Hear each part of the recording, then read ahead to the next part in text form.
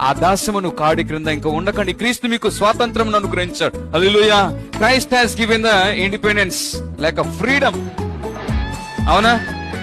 మనము ఎవరితో కూడా సంబంధం లేకుండా జీవించవచ్చు. దుష్టులతో మనకి ఏ సంబంధం లేదు. పాపముతో ఇక ఏమీ కూడా పొంతన లేకుండా, పాపంతో ఇక ఏమాత్రం కూడా సాంగత్యం లేకుండా మనము స్వతంత్రులుగా జీవించవచ్చు. దాస్యమనే కాడి క్రిందకు మరలా మనం పోకుండా, ధర్మశాస్త్రం అనే కాడి క్రిందకు మరలా మనం పోకుండా దేవుడు మనకి ఏం చేశాడు? మనల్ని కుమారులుగా దేవుడు స్వీకరించాడు. హల్లెలూయా.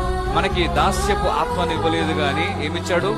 దత్తపుత్ర ఆత్మను మనకు అనుగ్రహించాడు దేవుడు. పరిశుద్ధాత్మ దేవుని మనకు అనుగ్రహించాడు. ఆ దాస్యమును కాడి క్రింద ఇంకా ఉండకండి, క్రీస్తు మీకు స్వాతంత్రం అనుగ్రహించాడు. Hallelujah. Christ has given the independence like a freedom. అవునా? మనము ఎవరితో కూడా సంబంధం లేకుండా జీవించవచ్చు. దుష్టులతో మనకి ఏ సంబంధం లేదు. పాపముతో ఇక ఏమీ కూడా పొంత